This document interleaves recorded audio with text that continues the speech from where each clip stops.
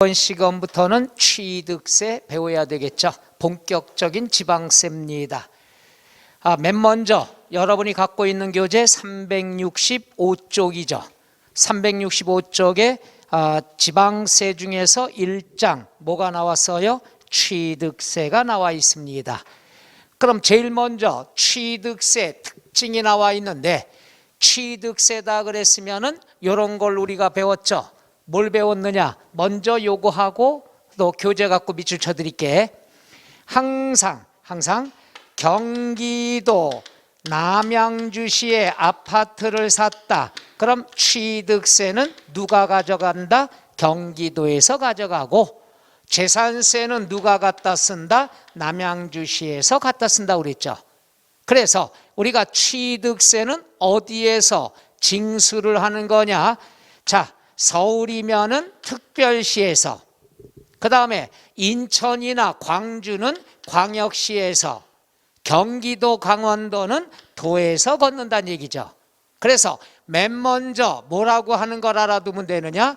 특, 광, 도세다, 이렇게 알아두면 돼요. 그러니까 항상 조세는, 취득세는 누가 갖다 쓴다? 제일 높은 데서 갖다 쓴다 이거야. 그러니까 또 하나 보면 서울특별시 강남구다. 그럼 서울특별시에서 취득세 걷어요. 그래서 취득세다 그러면은 특, 광, 도세다, 이렇게 첫 번째 공부하면 됩니다. 특광도세. 물론 이제 특별자치도가 있죠. 제주도. 그럼 자치도에서, 세종자치시가 있죠. 그럼 세종자치시에서. 그러니까 자치도다, 자치시는 아예 거기에서 다 하는 거니까 신경 안 써도 돼. 뭐라고만 공부하면 된다? 특, 광, 도세다. 끝. 이렇게 알면 돼요. 그 다음에 두 번째, 다른 거 볼 거 없어. 요거 응능과세. 응능과세다 하는 건 뭐예요? 여러분이 친구가 있어. 친구가 있는데 그 친구가 요번에 강남에 30억 아파트를 샀어. 자랑하는 거야. 그럼 친구들이 그걸 듣고 뭐라고 얘기할까? 이분이 친구분이야. 다 여기 모였어, 동창회. 이분이 나 엊그저께 강남에 30억이라서 대답이 없나 봐. 100억짜리 아파트 하나 장만했어? 그럼 친구들이 뭐라고 그럴까? 이건 객관적으로 부러우면 지는 거고, 부럽다? 또는 다 부러워? 그럼 지는 거라니까. 친구들끼리 그렇게 부럽다 하고 끝나나? 배 아프다고 그래요? 여보세요. 어떤 분은 또 뭐라는 줄 알아요? 한턱 쏴! 이런데. 그것도 있잖아요. 근데 대부분이 뭐라고 그래요? 능력 있는데 이렇게 안 하나? 나만 그런가 봐요. 해서 부동산 비싼 거 샀다 그러면 능력 좋은데, 취득세가 바로 뭐냐? 능력에 대응해서 과세한다. 그래서 응능과세라 얘기하는 거예요. 능력에 대응해서 너 부동산 취득했으면 능력 있네. 능력에 대응해서 세금을 부과하는 게 취득세란 얘기죠. 이걸 설명하려고 그러면 능력 되는데, 능력 좋은데 이렇게 나와야 되는데 부러워요? 배 아파요? 그럼 내가 뭐라고 설명해? 연결해서 응능과세라는 뜻은 능력에 대응해서 과세한다. 이렇게 알아두시면 되고, 나머지는 볼 거 없어요. 그 다음에 지방세는 사람이 필요 없어. 어떤 물건이냐? 물건에 대해서 과세한다. 그래서 뭐라고 그러죠? 물세. 지난 시간에 지방세는 물세라는 걸 배웠잖아. 또 복습 나오는 거예요. 그 다음에 뭐냐? 실질주의 과세. 이게 무서운 말이에요. 실질주의 과세라는 말은 뭐냐 하면은 등기 등록 여부와 관계가 없다. 이게 왜 무서운 말이냐? 등기 등록 여부와 관계가 없다는 건 다 걷겠다는 얘기예요. 등기된 부동산사도 과세하고 미등기 부동산사도 과세하겠다는 얘기죠. 그러니까 등기 여부와 관련이 없다. 다 걷겠다. 취득만 하면 다 취득세를 걷겠다. 이게 실질주의 과세입니다. 그럼 미리 설명할게요. 사고 판다. 그러면 사고 파는 매매 거래는 한 사람만 해당되는 게 아니죠. 두 사람 있어야 되지. 내가 혼자 거울 보고 있다가 난 파는 사람, 넌 사는 사람, 정신질환 초기 증세예요. 그러니까 매매다 그럼 당사자가 두 사람이야. 이 말은 뭐냐? 취득세, 양도소득세는 같이 공부해야 된다는 얘기예요. 취득세에서 등기 여부와 관련 없이 사면은 무조건 취득세 낸다. 그럼 파는 사람도 등기 여부와 관계 있다 없다? 없어요. 양도소득세도 등기된 걸 팔아도 과세하고 미등기를 팔아도 과세하고 무허가 건물도 과세가 되는 거죠. 사고 팔 때는 등기 여부와 관계 있다 없다? 없다. 다 걷겠다는 얘기예요. 무서운 말. 나만 무섭나 봐. 다 걷겠다. 그걸 세련된 말로 등기 등록 여부와 관계가 없다는 말은 다 걷겠다는 얘기입니다. 그 다음에 아까 배웠죠. 매매, 취득, 양도, 매매를 했으면 정부가 개인 간의 매매는 그때그때 알아요 몰라요? 모르니까 어떻게 해야 된다? 자진해서 신고 납부를 해야 된다. 또 나오잖아. 취득세 신고. 그리고 신고 납부하는 세금은 기한이 있다고 그랬죠. 너 언제까지 신고해야 돼? 그러면 취득일로부터 며칠 이내에 60일 이내에 신고 납부한다. 했던 게 자꾸 반복이 되는 거야.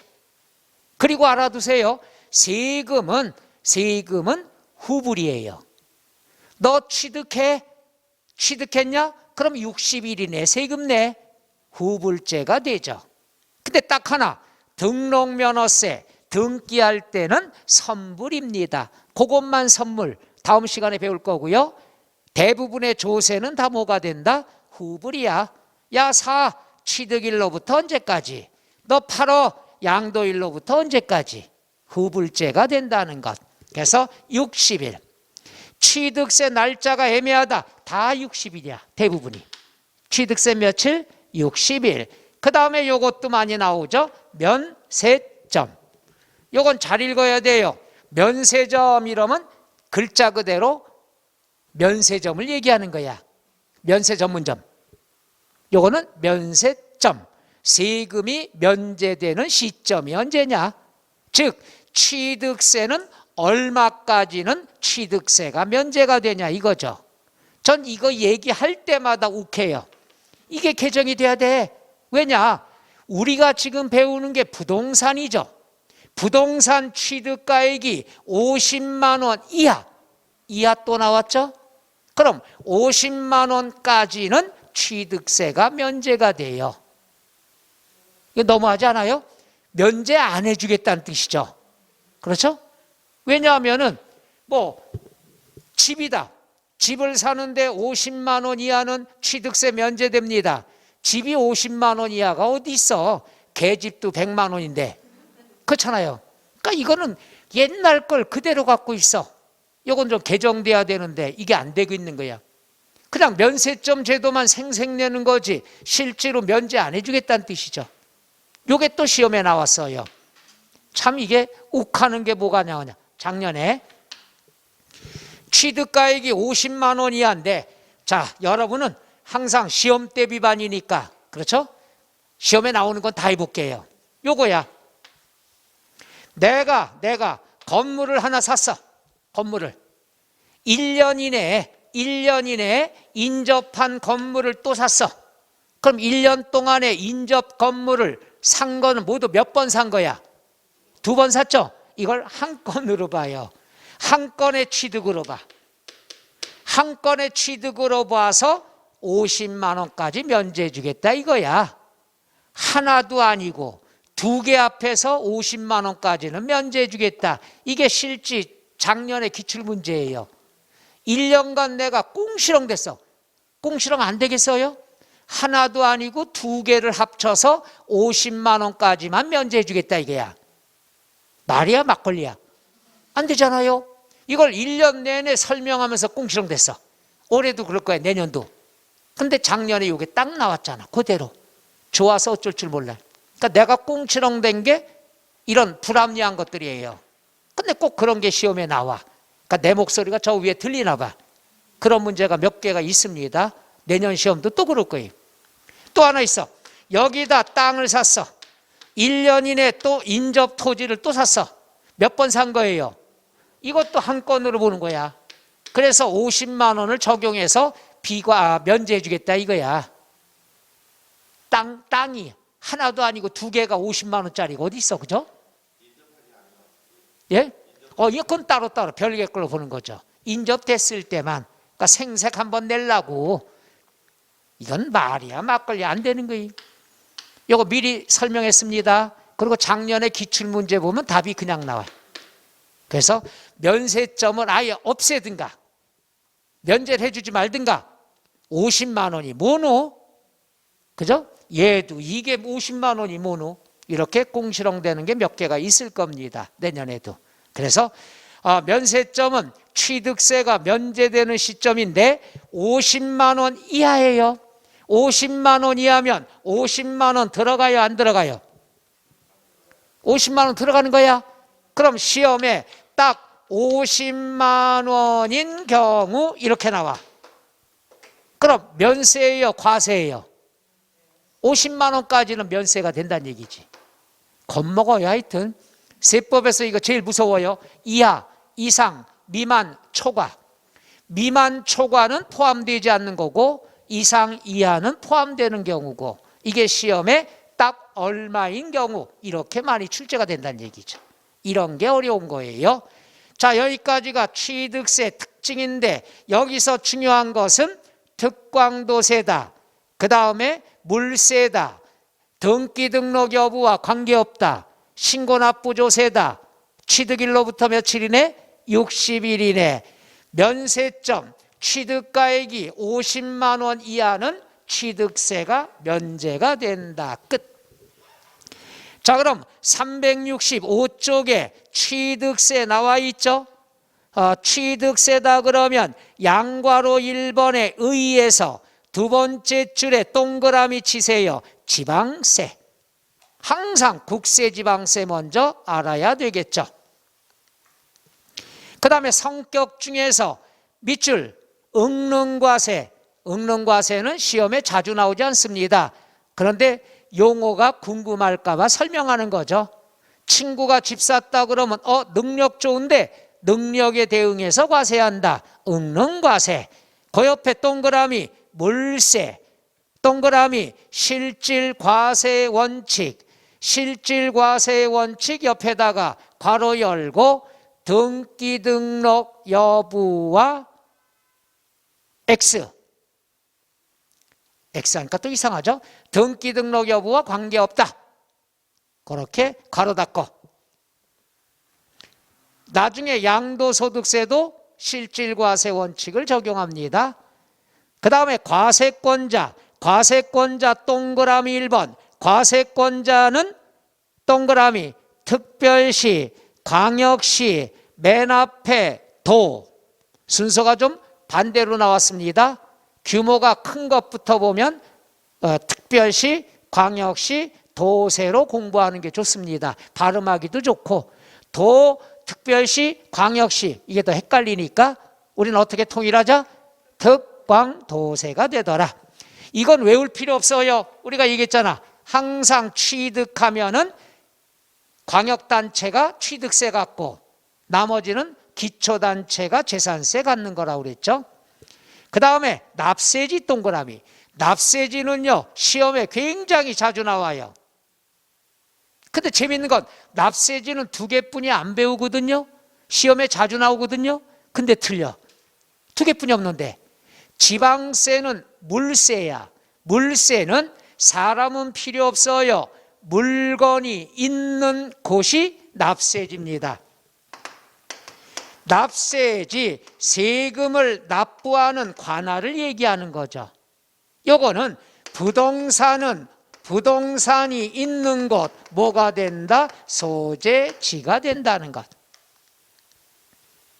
그럼 국세는 인세야.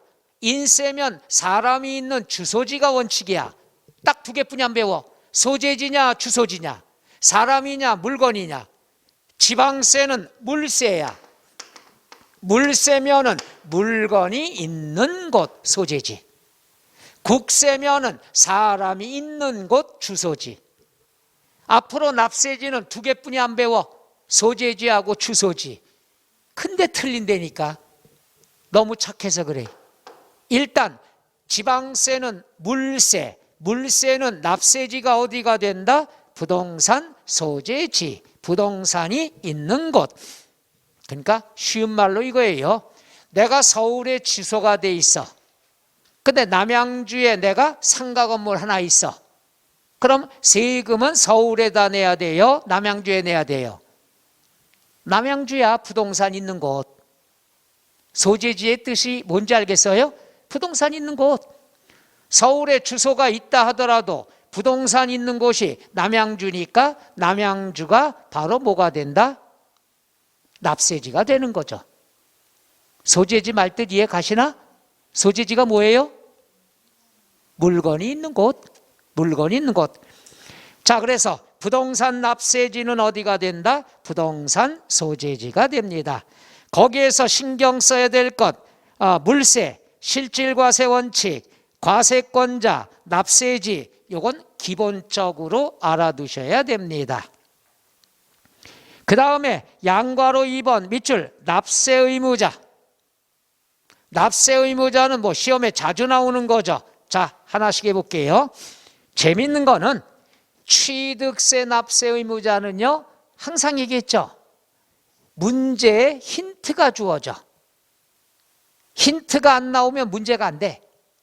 그러니까 틀리면은 사람이 아니문이다 하는 거지. 힌트가 다 주어지는데. 볼까요? 첫째, 취득세, 세금을 납부할 의무를 가진 사람이 누구냐? 당연히 취득세니까 사실상의 취득자다. 사실상의 취득자가 중요한 게 뭐냐? 등기 등록 여부와 관계 있다 없다? 없다. 사실상 취득하면 취득세 내야 된다. 사실상의 취득자. 그런데 어떨 때냐? 요거죠. 요거는 좀 뒤에 나와야 되는데 미리 나왔네요. 요건 뒤에 설명을 들어야 되는데 그때 가서 설명을 해드릴게. 그 다음부터 보세요. 주체구조부 취득자가 정답인데 시험에 얘가 주어져. 한 번 주어지면 틀릴까 봐 두 번 정답을 지문에 줘줘요. 이거 틀리면 안 돼. 이건 뭐냐 하면은 요 말이 꼭 나와. 조작설비, 부대설비라는 말이 안 나오면 문제가 안 돼요.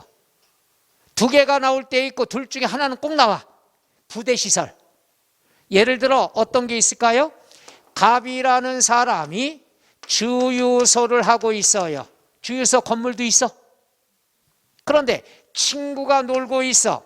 우리 주유소에 여기에 공터가 있어. 야, 친구야, 너 놀고 있다며? 우리 주유소 잘 되는 거 알지? 요 옆에 땅이 있는데 이거 빌려줄게. 네가 여기에다 터널식 세차장 시설 설치해봐. 5천만 원 든댄다. 네가 설치하고 네가 운영해서 돈 가져가. 빌려주겠다. 그러면은 요 주유소 건물이 주된 건물이죠. 주된 건물을 뭐라고 그런다? 주체구조부라고 얘기해요. 주된 건물. 그러면 이러한 터널 세차장은 뭐가 된다? 부대 설비가 되죠. 부대 시설. 그렇지 않나요? 그럼 부대 시설은 딴 사람이 돈 들여 설치했다 하더라도 얘를 인정을 못해요. 왜 그러냐? 부대 설비는 설치하기도 쉽지만 철거하기도 쉬워요. 한 며칠 하고 있다가 야, 이건 나 적성 안 맞아? 나 이거 갖고 시골 내려가 살 거야. 철거해서 가면 취득세 떼어먹힌다는 얘기야. 그래서 부대 시설은 딴 사람이 돈 들여 설치했다 하더라도 도망갈 수가 있으니까 도망 못 가는 주유소 사장이 함께 취득한 걸로 간주가 돼. 무섭죠? 이게 세금이야. 네가 도망가도 얘한테 걷겠다 이거야. 얘 거가 아니지만. 이렇게 세금인 잔인하게 네가 도망가면 얘한테, 너랑 관계 있는 사람한테 걷겠다 이거예요. 무서운 얘기죠. 그래서 우리가 부대 설비가 나왔다. 이거 안 나오면 문제가 안 돼요. 그럼 뒤에 둘 중에 하나야. 갑이냐 을이냐. 이게 답이야. 갑이다. 정답. 을이다. X. 이게 시험 문제야, 이게. 그럼 부대 설비가 나왔을 때 가설한 자가 납세 의무자다. 가설은 설치한 사람. 누구란 얘기죠? 을. 맞아, 틀려? 틀려요. 그럼 누가 취득자가 된다? 주체구조부 주인, 취득자죠. 주체구조부 취득자가 함께 취득한 걸로 본다. 맞아요, 틀려요? 맞아요. 끝. 이게 답이야. 재밌는 거는 부대 설비, 조작 설비가 안 나오면 안 돼. 그럼 보면 뒤에 부대 시설이구나. 그럼 가설한 자다. 언제든지 도망갈 수 있구나. 얘는 도망 못 가는구나. 그럼 얘한테 걷겠다는 얘기야. 이게 세금이야. 네가 도망가도 세금 떼어먹히지 않고 너랑 관계 있는 사람한테 걷겠다는 뜻이에요. 그래서 이걸 설명을 하려고 하다 보니까 지문이 길어질 수밖에 없는 거죠. 지문은 길지만 답은 그냥 나와. 볼까요? 부대 설비에 속하는 부분으로서 주체구조부 한 번 또 나와. 그 다음에 효용가치를 이루고 있는 것에 대해서는 주체구조부 취득자 정답이죠. 그런데 외의 자가 가설한 경우에도 주체구조부 취득자가 함께 취득한 걸로 본다. 주체구조부 취득자가 정답인데 한 번도 아니고 두 번 다 나온다 이거야. 말 이해 가요? 그러니까 이걸 1년 내내 연습하는 거야. 연습하면 이 지문을 벗어나질 않거든. 틀리면 이상한 거지. 그럼 이번엔 주체구조부 취득자라고 옳은 지문 나오고요. 다음번에 나올 때는 가설한 자가 취득자다. 틀린 지문으로 나온다는 얘기야. 이거 이상의 것은 출제가 안 돼요. 그러니까 아주 고정, 힌트가 지문에 나오는 거야. 외울 필요 없어. 부대 설비다. 그럼 주유소 생각하면 되잖아. 이럴 때는 주체구조부가 도망가지 못하니까 누가 취득자가 된다? 주체구조부 취득자. 이해 가셔? 그러니까 항상 지문에 힌트가 주어진다는 얘기야. 자, 또 한번 해볼게요. 어떤 것들이 있는가? 노골적인 힌트. 요번엔 뭐가 있느냐? 변경을 했대. 이건 이따가 또 배웁니다. 간주취득이라고 하는 건데 변경을 했다. 어떨 때? 우리가 종류 변경이나 지목을 변경을 했다. 그래서 가액이 증가가 됐으면 취득으로 본다. 좀 이따 자세히 배우는데 미리 하나 설명해 드릴게. 뭐냐면은 이거예요. 이따가 배울 간주취득이라는 걸 중요합니다. 어려우니까 미리 해드릴게. 이건 뭐냐?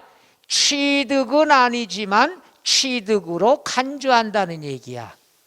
이 말은 뭐냐면 이거 하기 전에 이렇게 공부해야 돼요. 항상 알아두세요. 증가했다. 그럼 취득이야. 감소했다. 그럼 뭐야? 양도가 되는 거야. 이 개념을 알아두면 돼요. 증가했다. 그럼 취득이야. 새로운 취득. 감소했다. 그럼 양도된 거야. 이거 꼭 명심하셔요. 양도에서 또 배우니까. 그러니까 매매가 되면 증가한 사람이 있고 감소한 사람이 있을 거 아니야. 증가한 사람은 취득세 내는 거야. 감소한 사람은 양도소득세 내요. 그럼 볼까요? 우리가 요게 나왔는데 어떤 경우냐 그러면은 부동산의 로또. 예전에 농지를 1억 주고 샀어요. 50년 전에. 이것이 요번에 택지로 개발이 되면서 20억이 됐어요. 부동산의 로또 복권. 이거 죽이는 거죠. 이럴 경우에 부자들이 이때 많이 생기죠. 보상받아서. 그럼 1억짜리는 간주취득은 지금 산 게 아니야. 옛날에 산 거야. 옛날에 샀는데 1억에 오늘 지목이라는 게 변경이 됐어. 농지에서 대지로. 지목이 변경이 되면 가액이 증가가 돼요. 아까 얘기했죠. 증가한 것만큼 취득으로 본다고 그랬죠. 그거야. 지목 변경으로 인해서 가액이 증가가 되면은 취득한 걸로 간주한다 이거야. 그럼 얼마가 증가가 됐어? 19억. 그러면 19억만큼 새롭게 취득한 걸로 간주한다 이거야. 증가됐으니까. 그럼 취득세 내야 돼. 옛날에 살 때 취득세 냈죠. 이번에 가액이 증가됐죠. 그럼 취득세 내야 됩니다. 두 번 내는데 좋아요 나빠요? 좋아요 나빠요? 세금 또 내야 되니까. 세금은요 내라고 그러면 빚내서라도 내야 돼. 왜? 정부에서 세금을 내라고 하면은 내 재산의 가치를 인정해 주겠다 이거예요. 1억짜리였으면 옛날에 1억을 인정해 줬어. 지금 19억을 간주취득으로 봐서 세금 내라는 건 내 재산을 이만큼 더 인정해 주겠다는 얘기야. 제 말 이해가요? 그래서 여러분이 그런 사고방식을 안 갖는 분이 많아요. 세금 내라고 그러면 야 옛날 그 땅이 그 땅인데 왜 세금을 또 내? 절대 아니에요. 항상 취득가액은 명심하세요. 취득가액은 부풀리는 게 좋아요. 합법적으로. 왜? 언젠가 양도할 거 아니야. 양도하면은 요것만큼 공제받을 수 있으니까 양도소득세가 절약이 된다는 얘기죠. 그러니까 취득세는 싸니까 내 그만큼 양도소득세 계산할 때 공제받을 수 있으니까 유리하다는 얘기죠. 만약에 요걸 갖다가 다음 연도에 21억에 양도했다. 그럼 20억 사서 21억에 파는 거야. 차익이 1억뿐이 안 나오잖아. 근데 이거 안 했을 경우에는 1억에 사서 21억에 파는 거야. 양도소득세로 다 뺏기는 거예요. 그러니까 취득세는 내는 게 좋아요, 나빠요? 좋은 거예요. 취득가액 부풀리는 게 좋은 거야. 이거 꼭 명심하셔야 됩니다. 나중에 취득세를 본격적으로 배우게 되면은 어떤 사람은 취득가액이 적어지면은 세금이 적으니까 유리한 걸로 보는데 절대로 잘못된 거예요. 취득가액은 부풀리는 게 좋아요, 합법적으로. 그래서 시험에 나오는 게 어떨 때 취득가액에 포함하느냐, 어떨 때는 제외가 되느냐, 이게 시험 문제 나오는 거죠. 그게 중요한 거야. 포함되는 게 좋다는 얘기지. 이런 경우니까. 말 이해가셔? 이제부터 취득세는 많이 내. 그래야 양도소득세를 절약을 하는 거죠. 근데 여러분은 뭐야? 절세라 그러면 무조건 세금 하나도 안 내는 게 최고인 줄 알아. 불불 떨고. 싼 건 더 내고 비싼 걸 줄이는 게 절세란 얘기죠. 하나도 안 내고 줄이려고 그러면 탈세가 되는 거예요. 그래서 싼 건 좀 더 내고 비싼 건 줄이자는 게 절세입니다. 그러기 위해서 취득가액은 부풀리는 게 좋아요. 꼭 100% 그러냐? 아니죠. 나중에 비과세 배울 때 비과세가 되는 것들은 양도소득세 비과세 되는 건 처음부터 많이 낼 필요 없죠. 어차피 비과세 될 거니까. 그럴 땐 줄여도 되겠지만 거기까지는 생각하지 말고 양도했을 경우에 줄이는 방법은 취득가액을 합법적으로 늘리는 게 좋다. 그 중에 하나가 간주취득. 다시 한번 설명할게요. 간주취득은 지목이 변경이 돼서 가액이 증가가 됐다. 그럼 증가된 것만큼 취득으로 간주한다. 그래서 무슨 취득이라 한다? 간주취득이라 합니다. 이따가 또 계속 배워요. 그러면 누가 취득세 내야 되느냐? 당연하죠. 갑의 농지야. 파는 게 아니야. 갑이 갖고 있을 때 대지로 변경이 됐다 이거야. 그러면 증가가 됐는데 누구 거가 증가가 된 거야? 갑의 거. 그럼 취득세 누가 내야 돼? 갑이 내야 되겠죠. 이 갑을 뭐라고 얘기하느냐? 변경 시점의 소유자다. 이렇게 얘기하죠. 그럼 재밌는 건 뭐냐? 변경이란 말이 안 나오면 문제가 안 돼. 변경이 나오면은 납세 의무자는 누가 된다? 변경 시점의 소유자. 당연한 얘기 아닐까? 변경이 됐어. 그럼 누가 취득자야? 변경 시점의 소유자가 이득받다는 얘기지. 그래서 힌트가 종류 변경이거나 지목 변경이 나와서 가액이 증가됐으면 변경 시점에 소유자가 취득자가 된다 이거지. 소유자가 취득자가 되는 거니까. 그렇죠? 이해가셔? 아니야, 처음 듣고 이해가는 사람들이 없었어. 그 다음 볼까요? 요건 이따 계속 배울 겁니다. 어려운 거야. 과점주주. 과점주주라는 것은 이따가 배울 텐데 주식을 갖고 있는 사람이 주주죠. 과점은 독과점 많이 갖고 있는 주주야. 근데 얘는 이따가 설명 들을 거니까 필요 없고 재밌는 건 뭐예요? 요거. 법인의 주식을 취득을 해서 과점주주가 됐을 때 답이 나오잖아. 주식을 취득했대. 그럼 주식이 증가되죠. 증가되면은 취득으로 본다 안 본다? 본다. 그럼 누가 취득자가 되는 거야? 과점주주라는 말이 꼭 나오니까 과점주주가 되죠. 주주가 되는 거죠. 그럼 주주가 취득한 것으로 본다. 과점주주는 좀 이따 자세히 배울 거예요. 과점주주가 뭔가 여기에 대해서 오늘 완벽하게 끝날 거야. 어려운 거니까. 그 다음에 얘도 보세요. 우리가 외국인 소유의 취득세 물건을 직접 사용하거나 대여하기 위하여 임차하여 다 필요 없어. 다 필요 없어. 포인트는 수입이야. 수입이란 말이 없으면 문제가 안 돼요. 그럼 수입을 했으면 누가 취득자가 되느냐? 수입하는 자. 이거 틀리면 큰일 나요. 노골적으로 힌트 주는 거야. 여기에 임차하여 대여하기 위해 사용하기 위해 다 쓸데없는 말이야. 뭐 했냐? 수입했어. 그럼 누가 수입했어? 수입하는 자가 취득자가 되는 거죠. 너무 쉽지 않아요? 이걸 감추려고 앞에 쓸데없는 지문을 다 집어넣은 거야. 포인트는 수입이야. 수입 나오면 수입하는 자예요. 그 다음에 이거 보죠. 상속. 상속이다 그랬으면은 상속세도 내고 취득세도 낸다고 그랬죠. 누가 낸다고 그랬어? 받은 사람. 그럼 하나 용어 배울게요. 아버지가 있는데 돌아가셨어. 일남이가 상가를 받았어. 죄송합니다. 이남이가 아파트를 받았어. 삼순이가 토지를 받았어.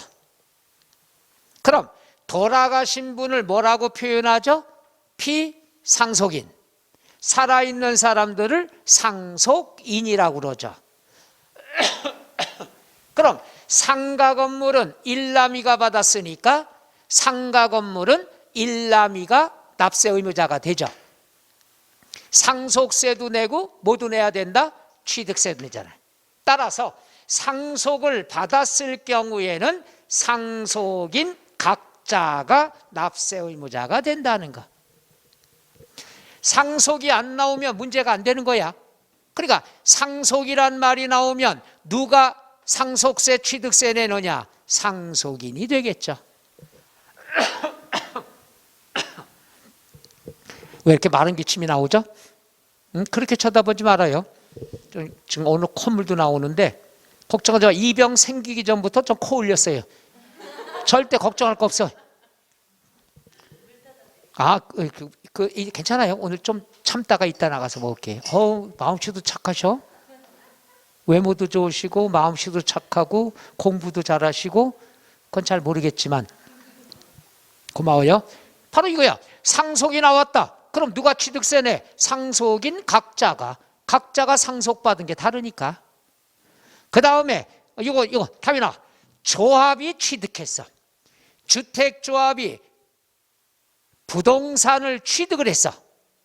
근데 부동산을 취득을 했는데 취득했으니까 취득세 내야 될 거 아니야. 근데 누구용? 조합원용이라고 힌트가 꼭 나와. 조합원용으로 샀으면 누가 취득자가 되는 거야? 조합원이 되는 거야. 이게 국가고시 시험 문제예요.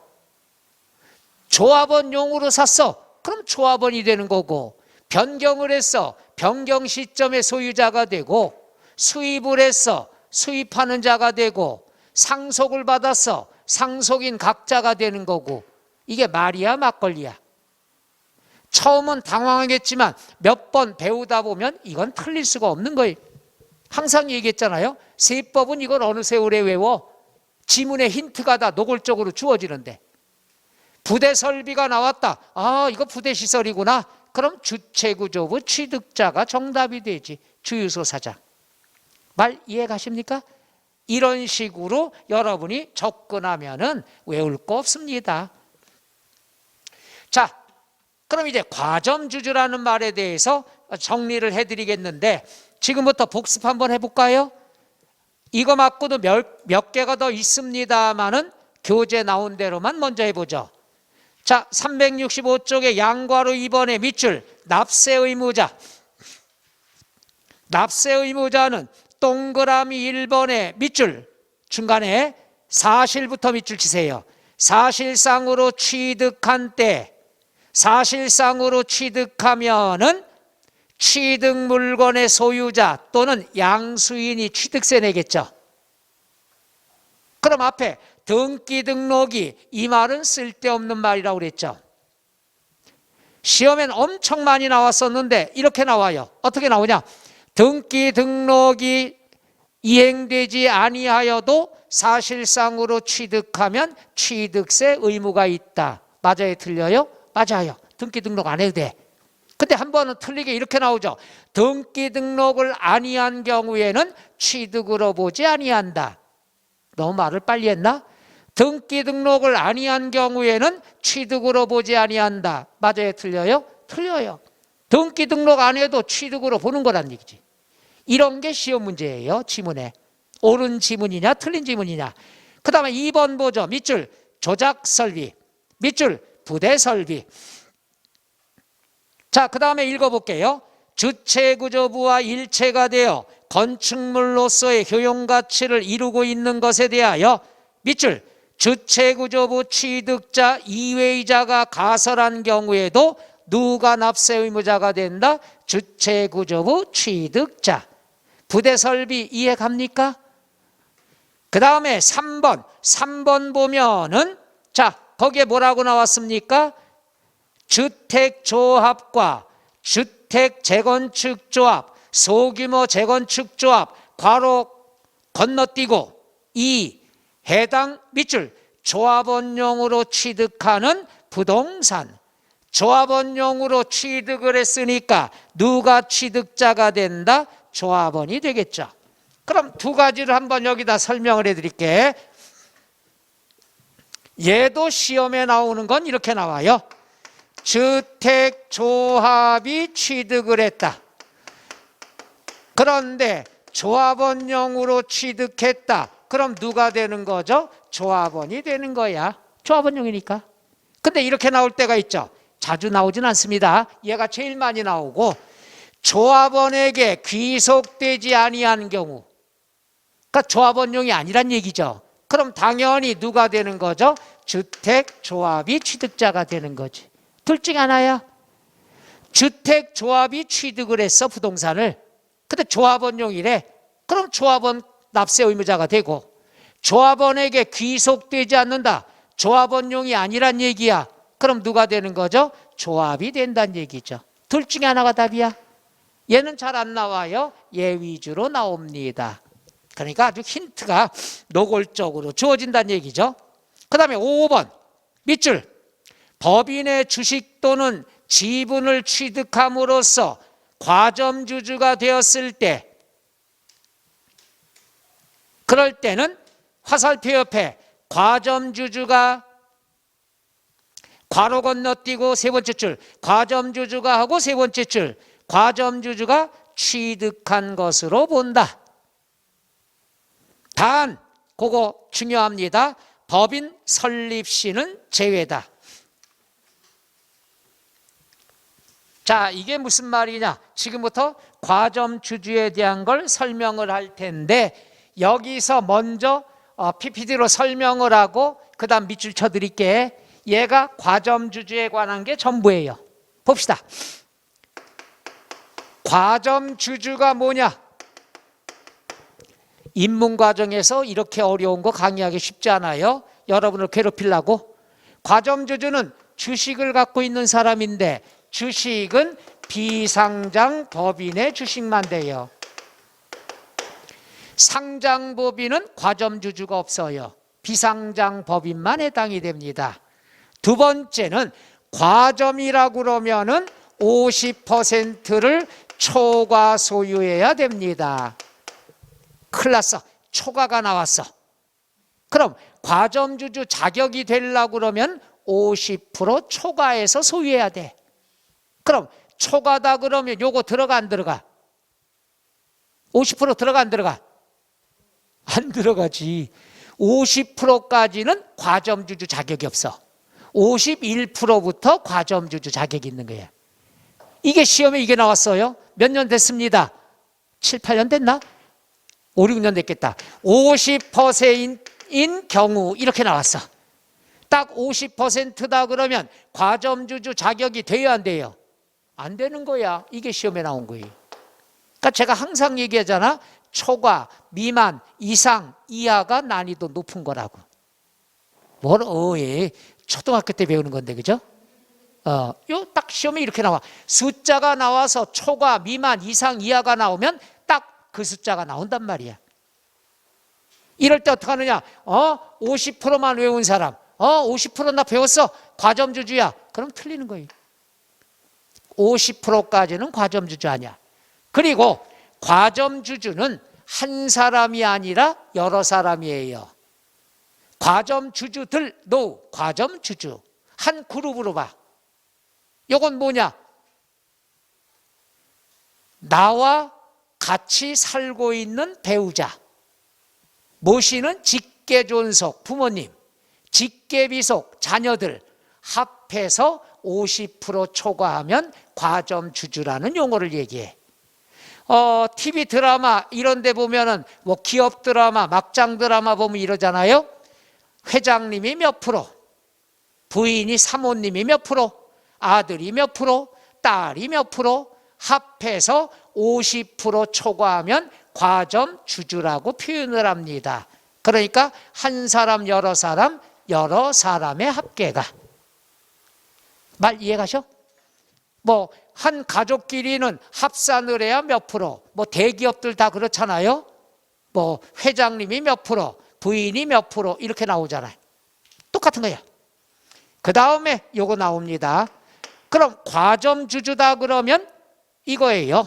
과점주주다 그러면은 첫째, 법인 설립 시 과점주주로 출발을 한다. 그러면은 취득으로 보지 않습니다. 이게 이론으로 많이 나오죠. 법인 설립 시에 과점주주로 출발했다는 건 뭐냐? 이 회사 얘들이 차린 거야. 이 회사 얘들이 차렸으면 법인세 부담해야 돼. 그러면 법인세도 부담하고 취득세도 부담하면 이중과세가 되니까 비싼 거 법인세만 걷습니다. 취득세는 안 걷어요. 자, 이게 무슨 말이냐 이거죠. 갑이라는 사람이 법인을 설립했는데 과점주주 갑이라는 사람이 설립 시 70% 소유하고 있어. 그러면 설립 시 이미 과점주주가 된 거죠. 그러면 취득으로 보지 않습니다. 취득세 안 내. 왜? 법인세 내야 되니까. 설립할 때 설립하면 세금 내야 될 거 아니야? 그럼 법인세만 내. 취득세 안 내요. 그리고 이제 중요한 게 한 번 70%까지는 세금 안 내면 그 다음부터는 70%까지는 평생 세금 안 내. 그 다음부터는 늘어야지 증가분만 취득. 증가만 취득으로 보는 거야. 평생 70%까지 안 내. 말 이해 가셔? 그런데 그 다음에 이어서 여기다 해드릴게. 설립 시 70%면 너무 셌다. 60%. 그럼 과점주주가 아니죠? 했다가 증자를 해서 증자 필요 없어. 주식을 취득을 했어. 5%. 그럼 모두 몇 프로가 됐어요? 65% 됐죠? 그런데 이미 과점주주가 됐잖아. 설립할 때 이미 과점주주가 됐잖아. 그러면 이미 과점주주면은 증가분에 대해서만 과세가 돼. 증가분 몇 프로가 될까? 5%만 과세가 되는 거야. 이미. 두 가지 다 배웁니다. 그 다음 또 오세요. 요번엔 돈이 필요해서 주식을 매각을 했어. 몇 프로? 20%. 매각은 취득과 관계가 없잖아. 그러니까 얘는 취득과 관계가 없는데 65%에서 20% 팔았으니까 45% 남겠죠.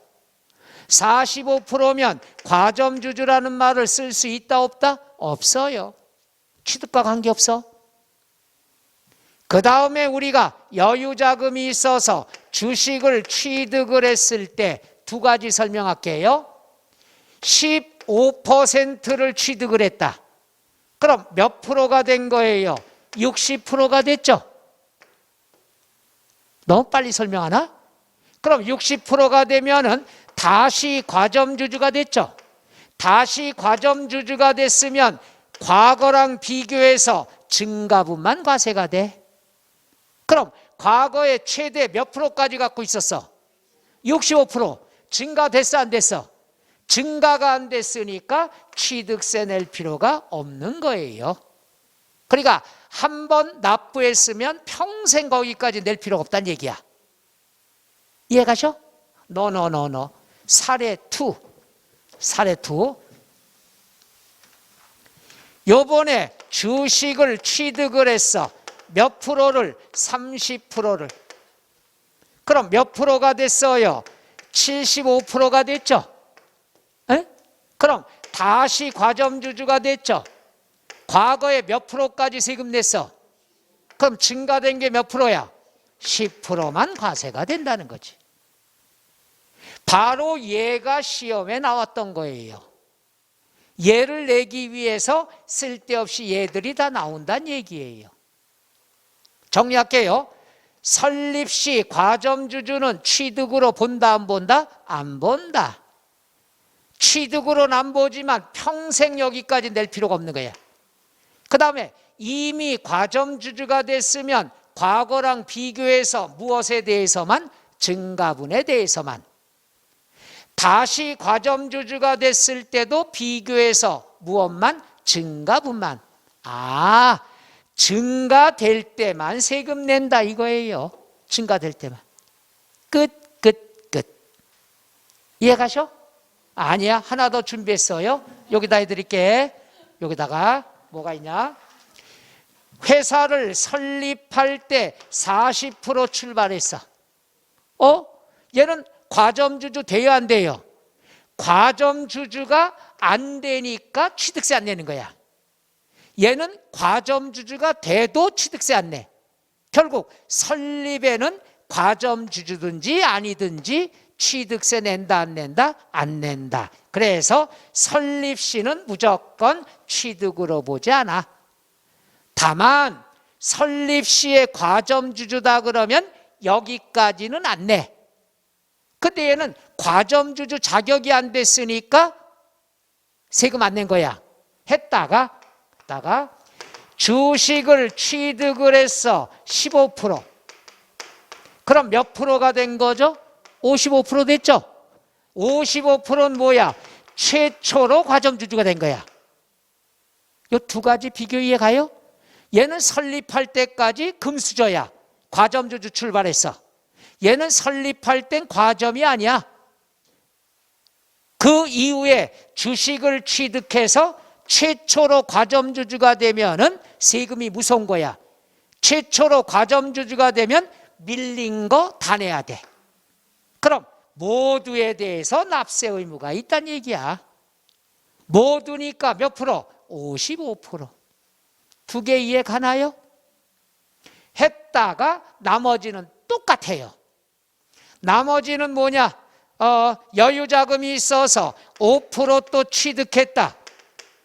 그럼 모두 몇 프로가 돼요? 60% 됐죠? 그런데 이미 과점주주가 됐잖아. 이미 과점주주가 됐으면 증가분만 내는 거야. 55%까지는 평생 세금 내 안 내? 안 내, 여기까지는. 그럼 임이 되면 몇 프로만 내면 돼? 5%만 내면 된다. 나머지는 똑같은 거예요. 그래서 설립시 과점주주면 취득으로 안 봐. 그 다음엔 증가분만 내. 설립시 과점주주가 아니야. 그럼 최초로 과점주주가 됐을 때 밀린 거 다 내야 돼. 모두. 그 다음부터는 어떻게 한다? 증가분만 내면 되는 거예요.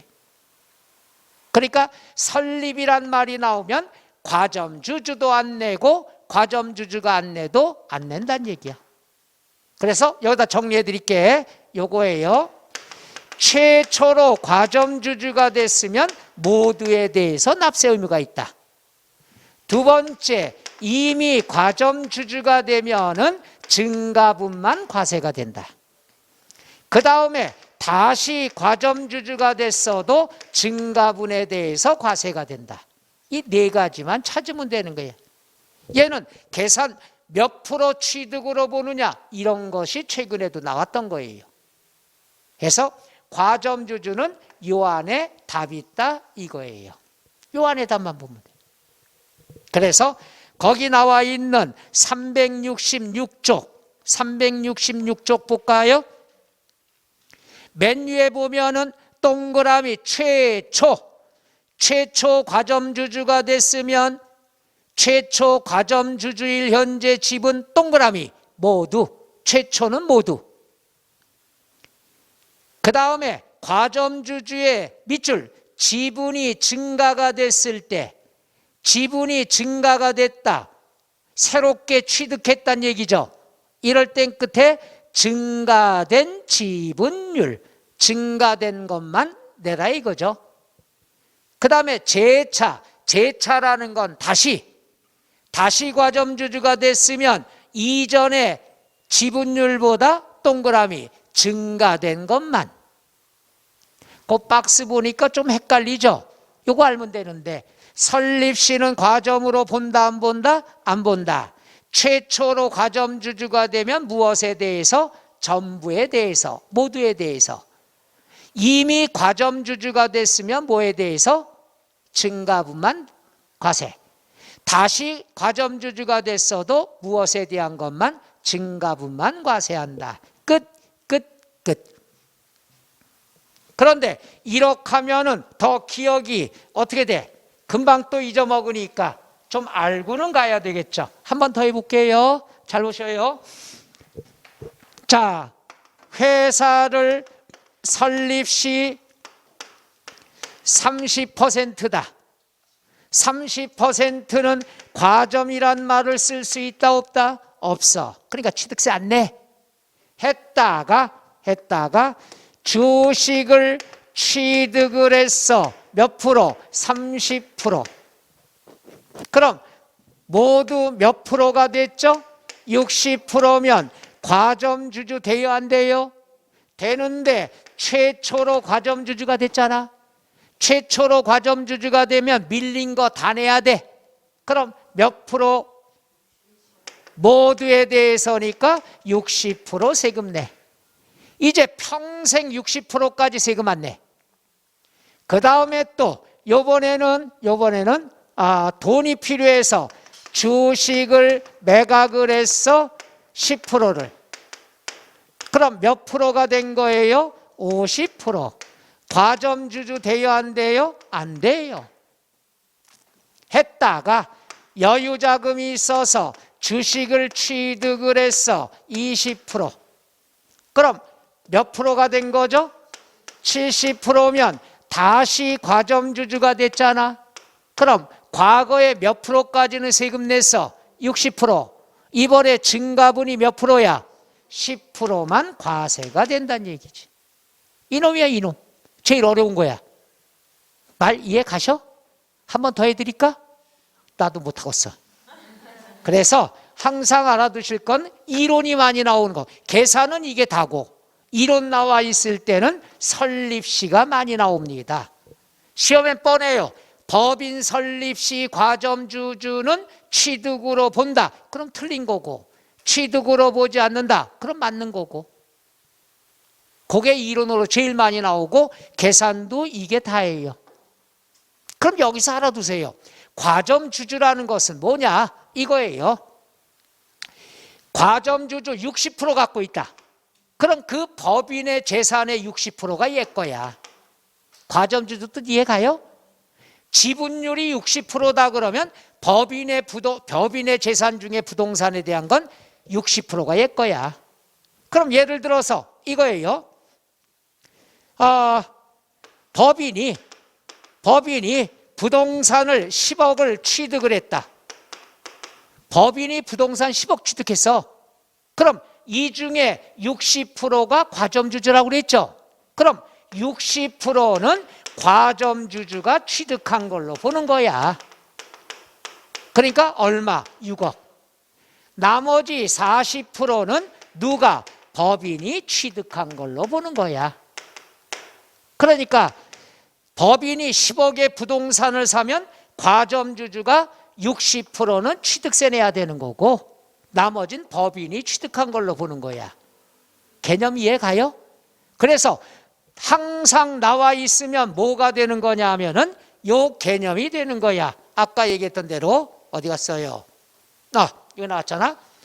과점주주가 취득세 의무자가 되는데 법인의 주식을 취득함으로 과점주주 60%가 됐을 때 그 과점주주가 법인의 부동산을 60% 취득한 것으로 본다. 이 말이에요. 말 이해가요 이제? 그래서 이거부터 설명하고 이걸 봐야 이해가 되는 거야.